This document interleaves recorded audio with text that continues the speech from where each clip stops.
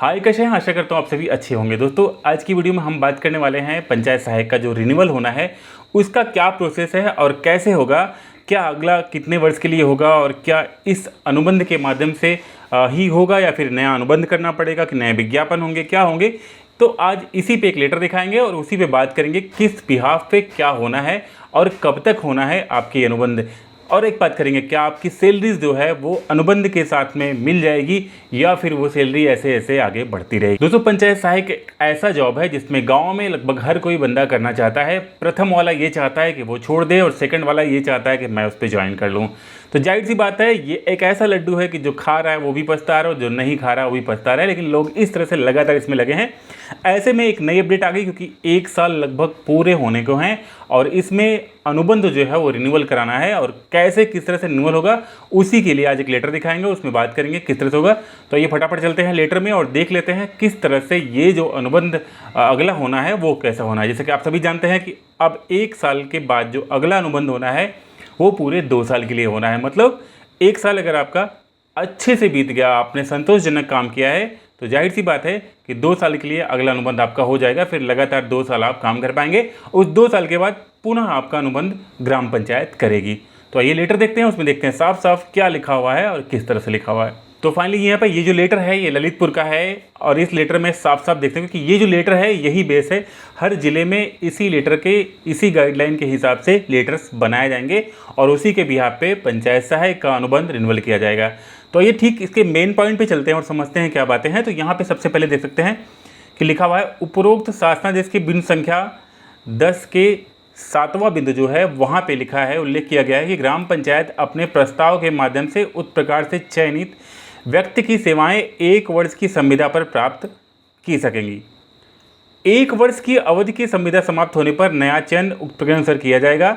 साथ ही 1 वर्ष तक कार्य करने वाले पंचायत कर्मी की सेवाएं संतोषजनक पाई जाती हैं। बेसिकली यहाँ पे फोर्स करिएगा, संतोषजनक पाई जाती हैं तो ग्राम सभा की खुली बैठक में विचार करके पारित प्रस्ताव के आधार पर पुनः उसकी संविदा वर्षानुवर्ष नवीनीकरण अधिकतम 2 वर्ष के लिए की जा सकेगी। तो यहाँ पे देख सकते हैं 2 वर्ष की भी बात की गई है। और उसके बाद नीचे देखते हैं, जनपद की अधिकांश ग्राम पंचायत में चयनित पंचायत सहायक के अनुबंध की संविदा अवधि समय सीमा लगभग समाप्त हो चुकी है। तो एक मेन पॉइंट है, अगर समाप्त हो चुकी है तो वहाँ पे तत्काल अनुबंध हो जाएगा। नीचे देखते हैं, अतः आपको निर्देशित किया जाता है कि पंचायत चयनित पंचायत सहायक द्वारा किए गए अनुबंध की जाँच करें तथा संविदा अवधि समाप्त होने के उपरांत पंचायत सहायक अकाउंटेंट कम डेटा एंट्री ऑपरेटर के चयन संबंध में अपर मुख्य सचिव पंचायती राज अनुभाग 3 के शासनादेश संख्या में अनुसार चयन अग्रिम कार्रवाई करना सुनिश्चित करें। तो ये एक फाइनली लेटर था। इस लेटर में पंचायत सहायक के लिए काफ़ी कुछ है, क्योंकि अगला अनुबंध करने की बात है। जैसे कि ग्राम पंचायतों में कई जगह ऐसा होता है, प्रधान अभिरुचि लेता है कि हम नहीं करेंगे, तो इस तरह के जब लेटर्स आएंगे तो अधिकारी पे प्रेशर आएगा और वहाँ के अनुबंध फटाफट करा लिए जाएंगे जिस तरह से आपकी नियुक्ति हुई थी। एक बार ये हो जाएगा तो अगले 2 साल के लिए फिर से जो है ये चीज़ें एक बार से क्लियर हो जाएंगी और पुनः जो है आप अच्छे से काम कर पाएंगे। और आई होप जो सैलरीज आपकी रुकी है इस अनुबंध के पहले वो सैलरी भी आपकी क्लियर कर दी जाएगी, उसके बाद ही ये अनुबंध कराया जाएगा। एक और बड़ी बात यहाँ पे है, ग्राम पंचायत की जो ग्राम सभा की खुली बैठक होगी उस खुली बैठक में ये प्रस्ताव भी रखा जाएगा कि क्या आपके जो पिछले वर्ष के काम हैं क्या उससे संतोषजनक पाया गया है। अगर कहीं पर डिस्प्यूट के मामले आते हैं, वो ग्राम सभा बोल देती है कि नहीं असंतुष्ट हैं, तो वहाँ पे फिर से नए विज्ञापन करने के भी आदेश है। वहाँ पे नए विज्ञापन होंगे और फिर से 1 वर्ष के लिए वहाँ पे नया पंचायत सहायक चुना जाएगा और वो कार्य करेगा।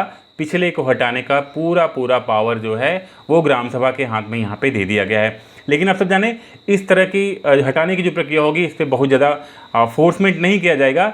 ज़्यादातर मामलों में पुराने वालों को ही रिन्यूअल किया जाएगा, जैसा कि एक प्रावधान बनाया गया, क्योंकि फिर से ट्रेनिंग कराना, फिर से करना, सारी चीज़ें वो पॉसिबल नहीं है। जो बंदा इस चीज़ को समझ चुका है वो उसमें आगे लगातार कंटिन्यू काम करेगा।